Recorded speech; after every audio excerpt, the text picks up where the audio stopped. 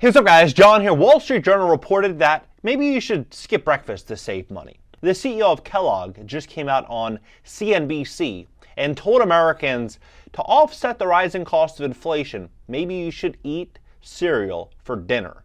Maybe your kids should eat cereal for dinner. So we're advertising about cereal for dinner. If you think about the cost of cereal for a family versus what they might otherwise do, that's going to be much more affordable. And so you have to ask yourself, Janet Yellen promised us inflation was going to be transitory. We're going to go back to a 2% inflation rate. Everything was going to be okay. We expect somewhat higher inflation over the next several months, but that's a transitory thing. It doesn't seem okay because food bank lines are through the roof.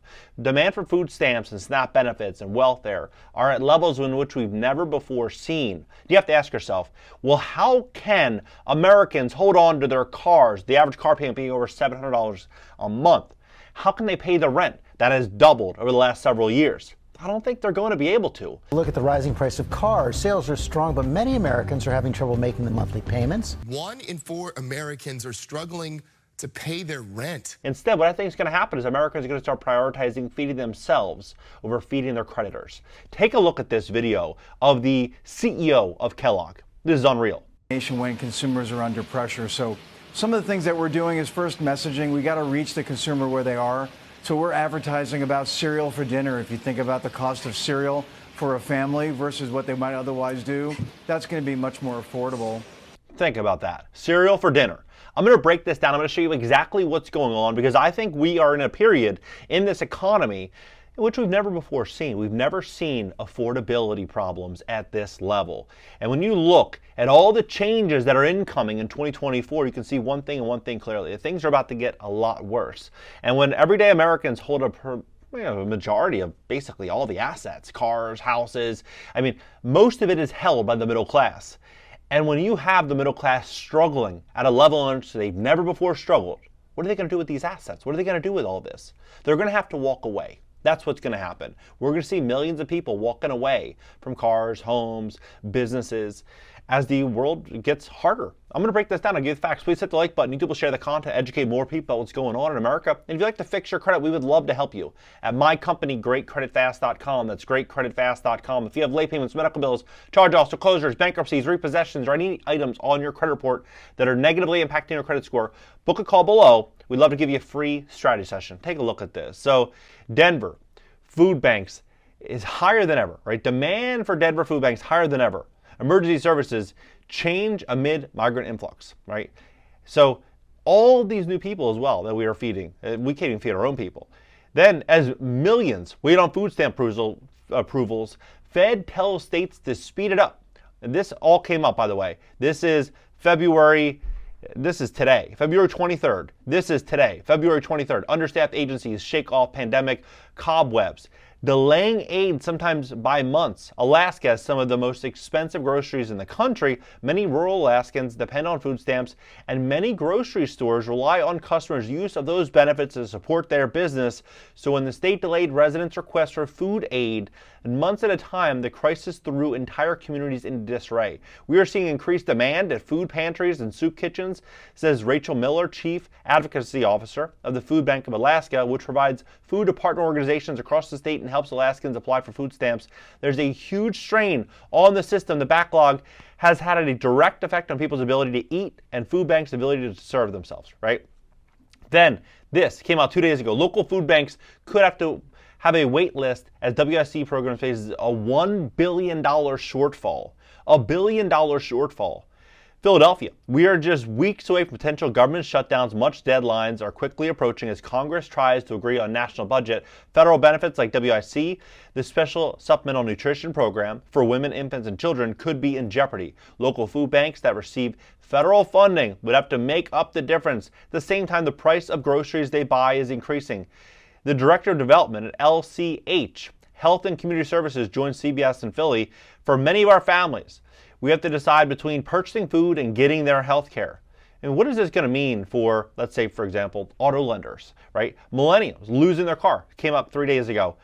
Millennials are increasingly seeing their cars face repossession with calls to attorneys regarding the topic reaching levels not seen since the pandemic. Amid economic pressures from sticky inflation, increasing layoffs, announcements, and escalating living costs, the millennial demographic is particularly vulnerable. Financial distress signals are loud and clear as individuals struggle to navigate the challenges posed by the economy that's squeezing their wallets and threatening their mobility, according to Legal Shield's January Consumer Stress Legal Index issued on Tuesday. Consumer finances inquiries generally decreased over the month, but there has been an increase in calls regarding car repossessions and billing disputes, particularly among Gen X and millennials. So you see the trend. Lawmakers in America can't afford their rent.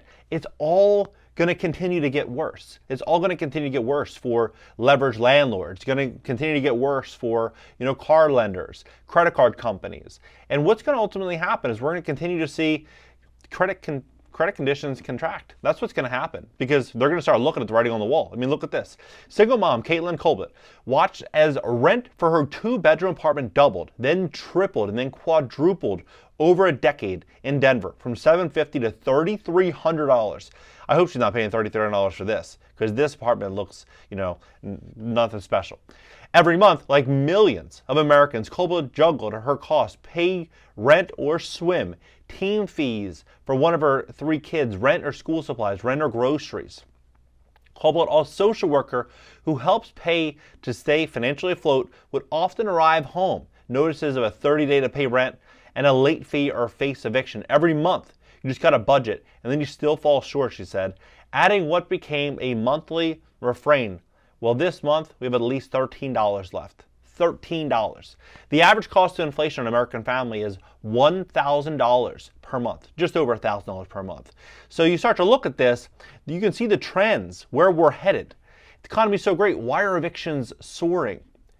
Now, here's where things are going to get really, really interesting. Because it's not just the everyday Americans that are struggling on food. It's the landlords. Many people think that landlords are, filthy rich and they have all this money. Most of them don't. Most of them are mom and pops. Most of them, don't have as much money as people think. And when interest rates go from 3% to 7% and insurance in some markets are up 20, 30, 40, 50% over the last couple of years.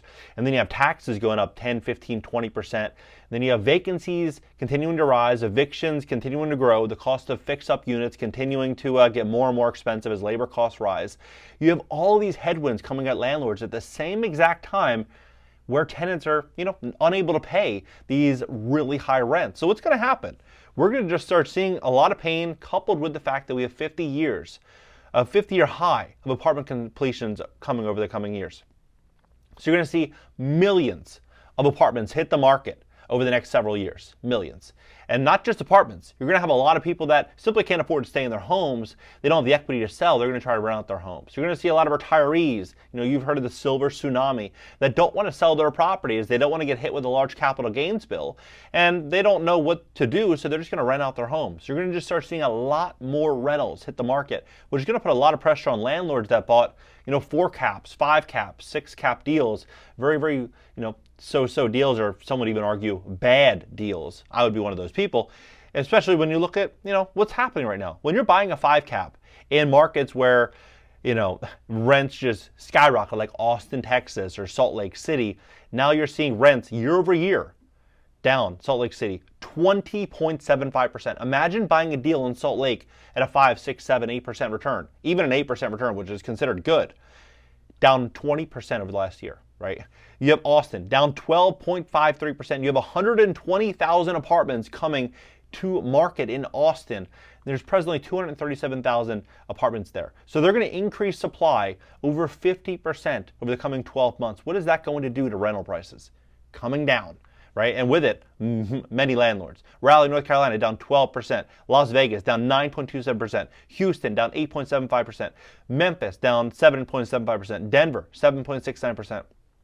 This ripple process is going to get interesting because at the same time, what I believe is going to happen is I believe we are going to start to see a lot of consumer advocacy networks coming out, pro-tenant networks coming out to protect tenants, protect Americans, and they're going to be doing this by making it a lot harder to evict, making it a lot harder for landlords to take control of their properties. I mean, look, for example, this is 10 hours ago, group asked for extension of emergency protections for tenants facing eviction. Illinois should enact protections from crime-free housing laws. I mean, all advocacy speaks in favor of Connecticut eviction protections. State lawmakers hear hours of public comment eviction protections bill. 2 days ago, Chula Vista to expand renter protections against no-fault evictions. Connecticut considers expanding protections for renters. All of this in the last 48 hours. All of this in the last 48 hours. You tell me, is this not going to spread to most markets? I personally think it's going to. So if you have all these headwinds coming at real estate at the same exact time, and you have $1 trillion worth of commercial loans that has to get refied this year, it's going to be a really, really bad time to be a leveraged landlord, right? And it's going to be an incredible time to be an investor because assets are only worth what a buyer is willing to pay. And when you have a situation where a lot of buyers are getting priced out of the market and people are looking at real estate, 2 years ago as this, sexy asset class, and now they're looking at it like, hey, you know what? It's not what I thought it was, and I'm not really as excited about it. You're going to start seeing a lot of people pull away from real estate, and that's exactly when you want to jump into real estate. You want to jump into real estate when you can look at the writing on the wall and be able to invest based on what's true versus on, what's speculative. Last couple of years, people are speculating that, hey, rents are just going to jump 15-20% a year, and I'm just going to, buy a fourplex and retire in, Bali. That's what people are thinking. They thought they could buy an Airbnb or, a couple deals and they'd be set for life because the rents are only just going to, double every 10 years. I don't think so. What do you think about this entire situation? Drop below. Are you going to be investing and taking advantage of this massive wealth transfer in the coming couple of years? This year, next year, it's going to be unreal. Even KKR, it's a private equity fund, one of the biggest hedge funds in the world, saying they're sitting on billions in dry powder right now, getting ready to take advantage of commercial real estate. That's why. All these funds are going to be doing the same exact thing. Commercial real estate, residential, they claim 40% of all single-family homes will be owned by investors in the next 6 years. And this is how I think it's going to happen. Affordability is going to get so crazy. This crisis is going to get so crazy. And with it, the assets are just going to come on sale. Drop below. If you'd like to fix your credit to position yourself for funding, if you have any intention of building wealth, make sure your credit score is in line with your goals. If you have a 700 credit score, a couple of years ago that was great. The average credit score now in America is a 698.